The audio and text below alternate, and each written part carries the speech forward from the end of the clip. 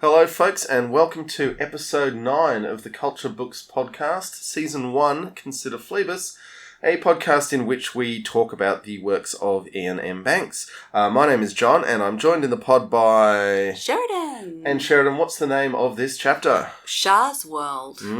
We've finally got there. I wonder where they're going. Okay, so what are we going to do? So you're going to do your recap of where we're at. Yes, and how long have I got? You've got 30 seconds. And when does my time start? It starts in 3, 2, 1, go. So there's a war in space between giant lizards and artificial intelligences, and this shapeshifter called Horza has chosen the side of the lizards, and he's got to go and get a mind of the culture from this planet of the dead, Schar's World, and he's finally got a spaceship, and he's finally got himself to near Schar's World, and with a ragtag gang of mercenaries. And that is a very brief overview of the story. Good job. 2 seconds to spare. Indeed. So, Sheridan, in 30 seconds, tell us what happens in this chapter. Your time... Sorry. I muffed that up. Are you going to count me in? Okay. Your time starts in 3, 2, 1.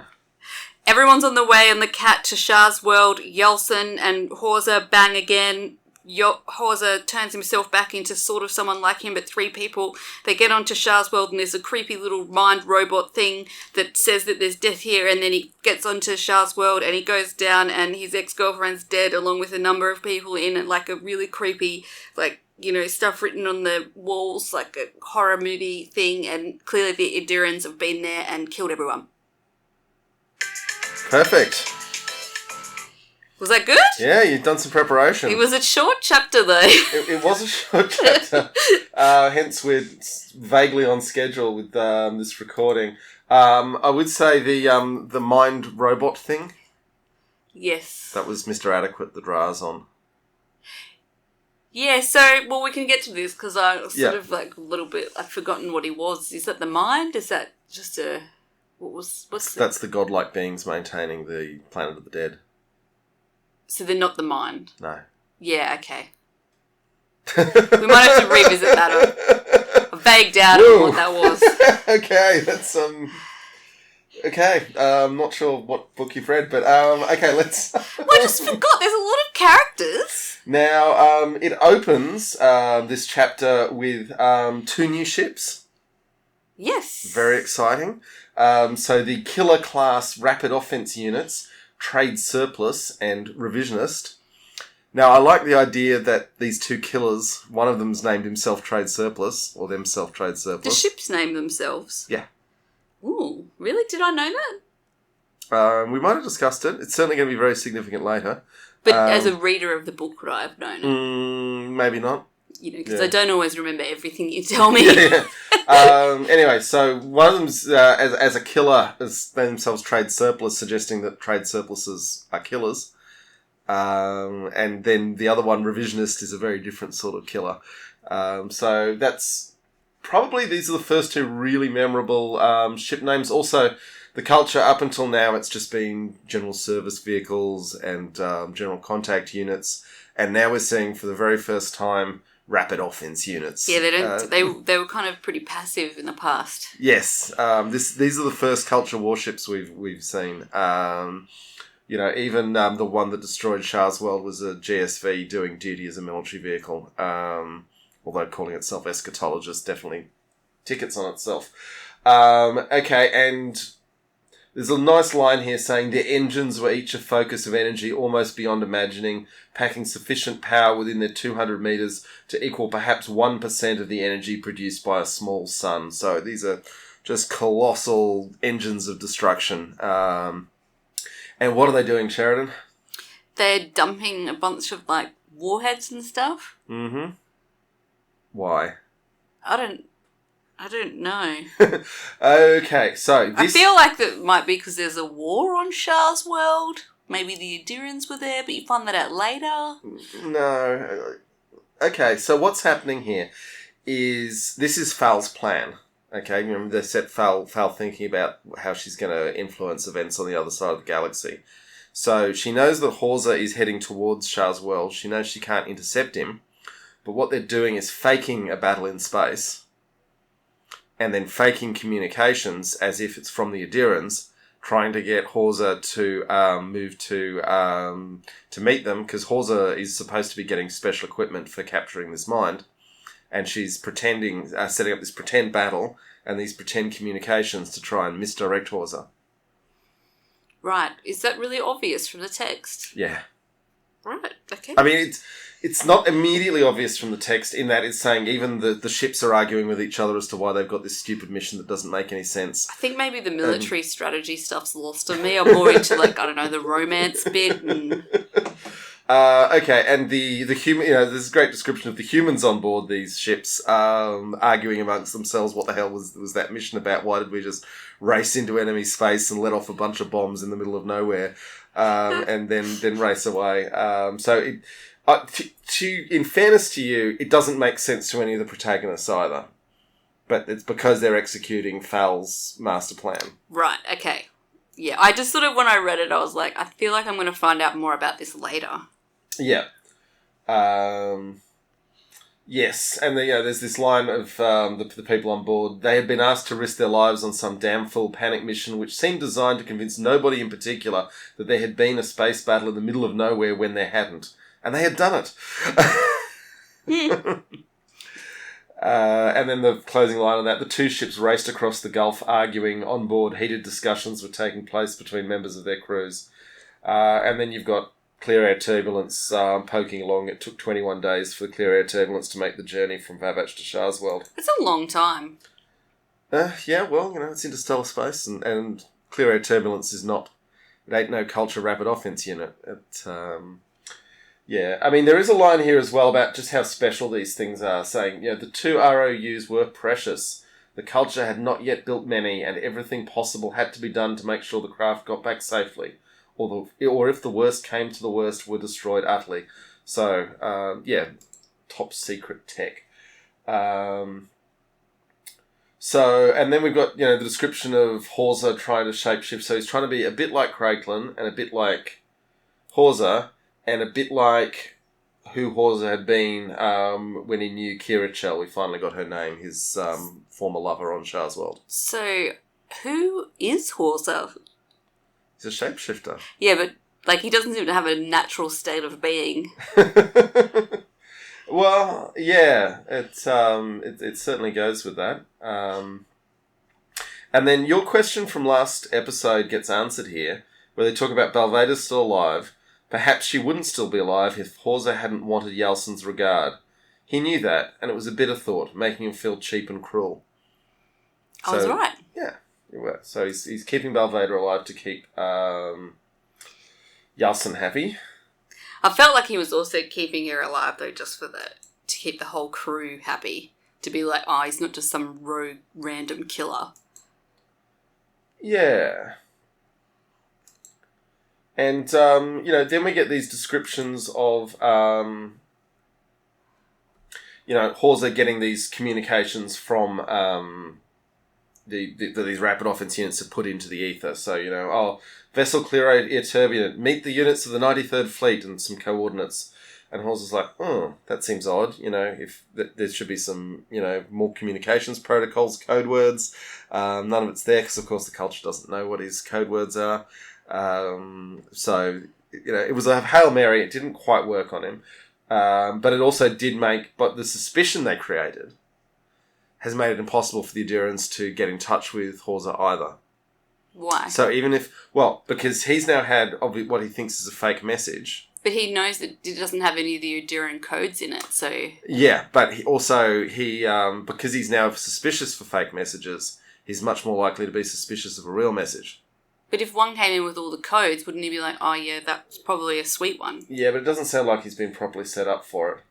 Because, obviously this was a wholly, put together at the last minute sort of mission.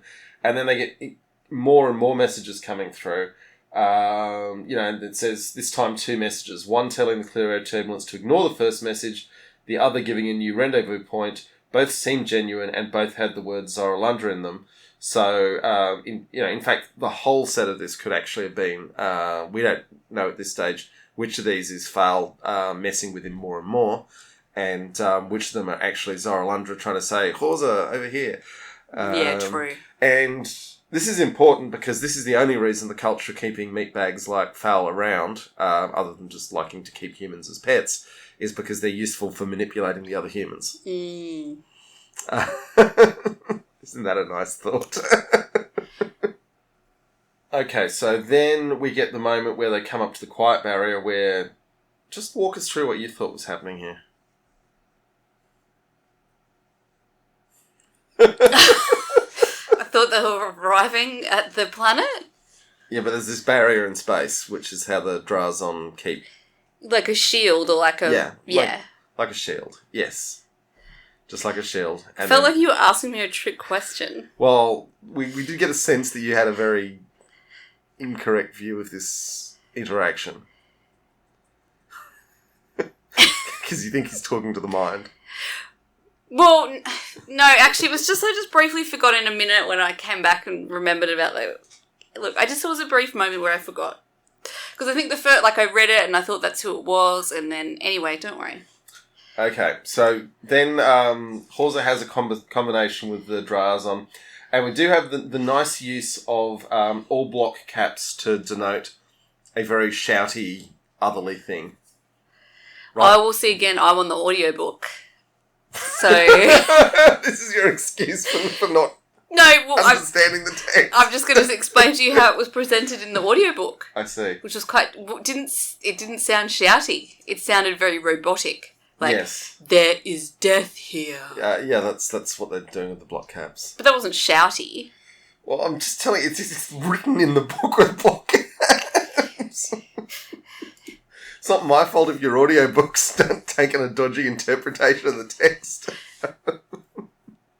Kind of sounded a bit relaxing and trustworthy. Yeah. It sounded like it was, it knew that it was not good to be landing there. Yeah, what did you think of the conversation with the Drazon? It seemed, I thought, it recognised Horza. Yeah. And it was sympathetic to him. And then, it keeps saying there is death here. It's trying to warn him. Yes, it 100% is trying to warn him. Yeah, and he's just can't, And, obviously the Drazon know what's going on because they're saying, you are looking for the refugee machine. You may enter, be warned. You may enter, there is death here, be warned, be warned. And then I like the drone and Aha Kloss saying, I don't like the sound of that at all. Anyway, so then they're cruising. They got through the shield, and there's a nice line here, saying, well, if Mr. Adequate doesn't like us, if Mr. Adequate doesn't like it, he'll let us know. And Valvader's then saying, well, you've decided it's male then. I don't know why she would say that. Well, it's otherwise ungendered. It's just a glowing sphere around a star. Anyway, it strikes me as slightly feminist for the 80s and Ian M. Banks. Well, he was trying to be extremely feminist. Was he? Yeah. I haven't picked that vibe up entirely. Oh, come on. The Galactic Warlord's a woman. Sure, she just spends her time climbing mountains and sunning herself on yachts and telling young men she's not interested, but she's still a Galactic Warlord. There's a lot of heteronormative relationships, although I guess that doesn't make you... Yeah, that's not just feminist, but anyway. In fact, let's talk to the TERFs about normativity. Or let's not talk to the TERFs. That's normally Definitely the best. Don't talk to them. The best way forward.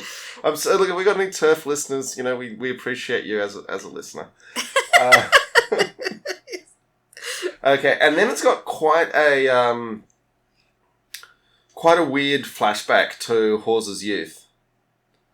And in fact, his youth on the asteroid Heberhor, and he's basically having a nightmare, and then, Yeltsin. Oh, yeah, where they take his name away. Yeah.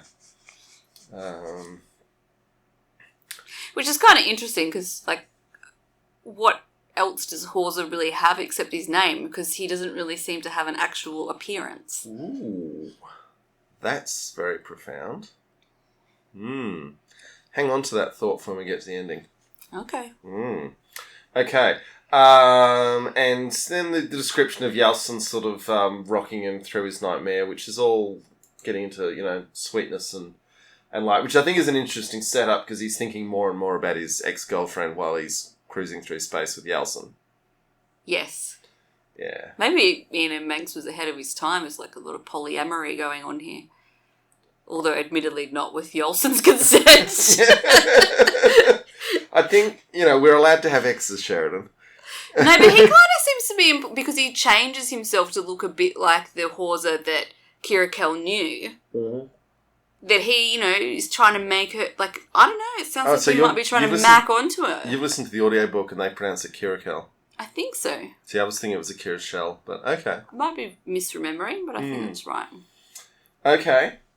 All right. And, so then finally we get to the surface of the planet.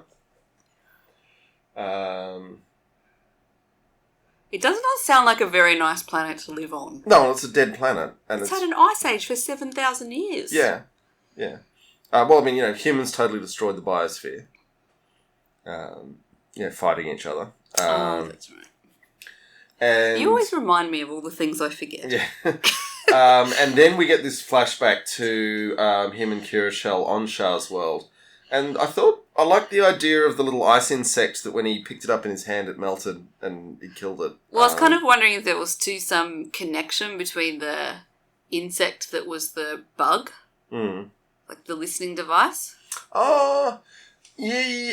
I think there's probably a bit of a throwback going on there, but I think the issue is partly, there's this thing that's so alien to him that even trying to interact with it, he kills it.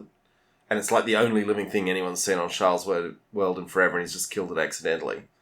So that's kind of touching. But that's also a kind of a metaphor for you've got these minds of colossal power, and there's Drazon God, and then you've got humans trying to wander through the middle of this, and they're kind of the little ice insects that can just be melted with a touch.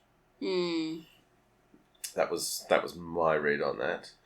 And I do like the description of Horza talking about leaving, and he's not talking about leaving, but he is really thinking about leaving, and he says, "Why would I want to leave?" And she says, "Well, bright lights, big crowds, interesting times, other people." Sounds pretty cool. She seems a bit dull, though.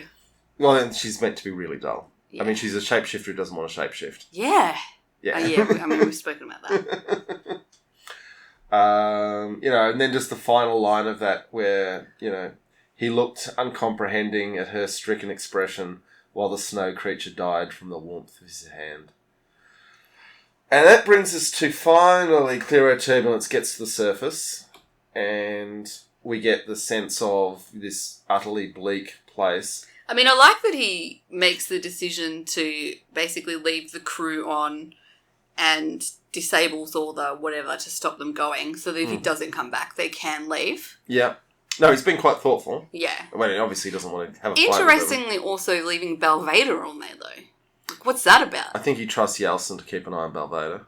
I'm sorry, but he must know if he dies and they fly away, Yalson's not going to kill Belvader. No, Belvader gets to go free. Well, that's like against his whole, like what sort of purpose is he serving then? What do you think, you should have put a bomb collar on Belvader? Well, but he's committed to this cause about defeating the culture. Yeah, but it's and then he just lets their warrior go free. Well, she's only a one culture agent. She's not that important. Sorry. I don't know. It seems a bit dumb. What would your alternative be, though? He takes her down there with him. So yeah, if then he dies... Then he's in a really dangerous situation, and she could betray him at any moment. Maybe you should just take her down there and tie her up. you can get kind of weird sometimes. Well, just tie her up so she can't get away. Or just sort of drag her around. Like in the like in the beginning, he just finds a pole and ties her up to it and leaves her there. But if she's locked up on the ship, isn't that safer? But then if he dies, she escapes. What? So if he dies, she's just going to get frozen to death. Yeah. Wow. Okay. Did that get dark? Yeah. Hang on. Yeah.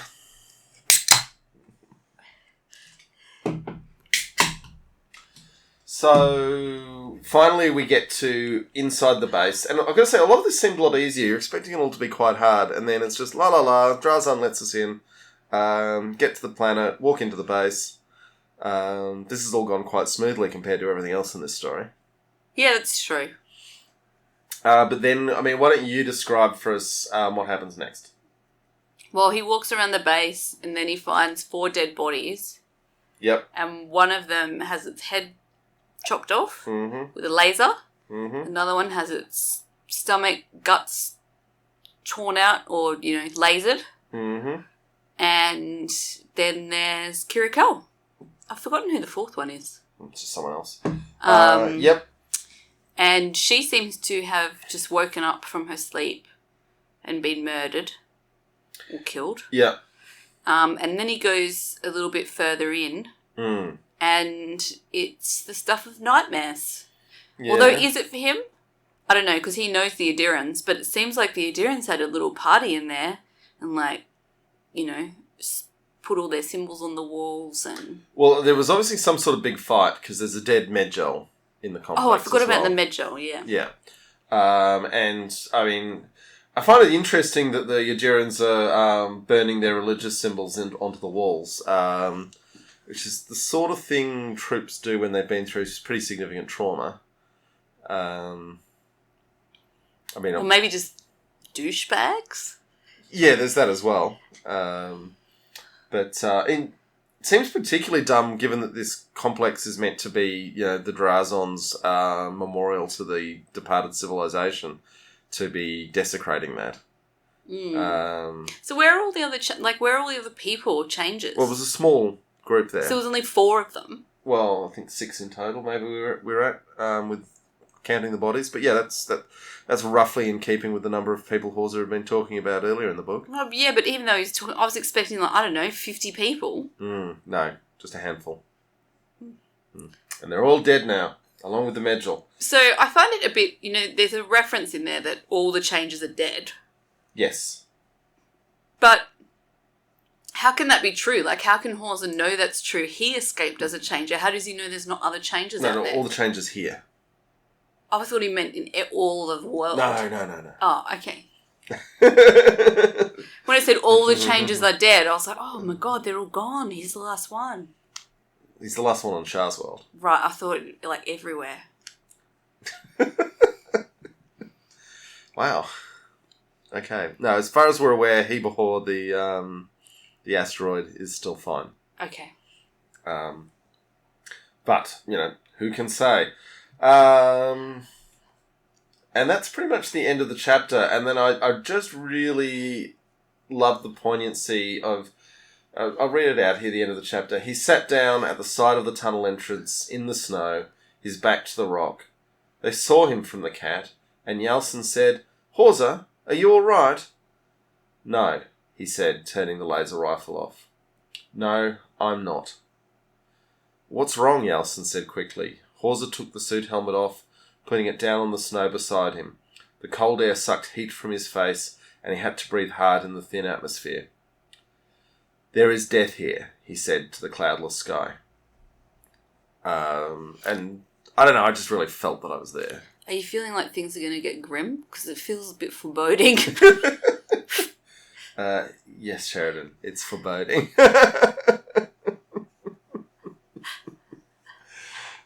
So who are your most valued players for this chapter? I don't know quite who this is, but an interaction that I really like, so I think maybe it might be Craiklin getting one last go, is, when it is revealed that Horza killed Craiklin and he's worried how everyone will react, Yolson's like, he wasn't a leader, he's just a manager, and who likes them? The feelings of every mediocre middle manager, including probably myself, right, encapsulated in a story. Who gives a crap? Kill him. Okay, so that's your favourite moment. So maybe I'm saying to say Craiklin is Craiklin's your posthumous MVP. Well, there wasn't actually a lot of people in this chapter. Yep. So the rapid offense units pulling off their imaginary space battle. Nah. Well, no. no. Okay. And of the new ship names, you've got revisionist and trade surplus. Well, I'm going to say trade surplus. Okay. It's like a nerdy, very nerdy, but terrifying. Yeah, all the ship names are nerdy and terrifying. That's what they're meant to be. I felt like revisionist is a bit obvious. Okay. All right. And what are your predictions? Woo! The next chapter is Chapter 10, The Command System Batholith. I actually don't know, because I felt like there's... What? We haven't spoken about this. Why doesn't he go and get the mind? Well, that's what he's here to do. He's got to get into the command system. But he's walking out of the... Well, because, everyone's dead and he knows there's murderous Adirans running around now. He didn't know that the Adirans had survived getting onto the surface until now. Because remember, they'd been... Well, then I guess my prediction is he goes back in to get the mine. Yep, okay. Any predictions about what's going to happen? I don't feel it's going to go good. I feel like he should take Belveda down there in case she escapes. Okay. Just whatever he does, he's going to take Belveda. Okay. Anything else you want to talk about in this chapter, Sheridan? Things that struck you? I think I'm good. I think it was good. It was a punchy chapter. Mm-hmm. Yeah. Not a super long one. I mean, You didn't understand very much what was happening. Oh my god. The character development I very much understood between the humanoid characters. Right. Okay, we're still getting to grips with non-human. Well, the robot, entities. it's all a bit sci-fi. We've spoken about this before, that the sci-fi is where I struggle. Okay, we are reading Ian M. Banks' books, so there's going to be a bit of that. You just asked me to do something and I did it. Okay, on that note, we would like to thank everyone for listening to the podcast. We really do appreciate it. We do, because I have no idea what's going on. And, having no idea what's going on is why you're here to talk with us through it. And on that note, we will hopefully be back in the not too distant future. So, see you soon, folks. Bye.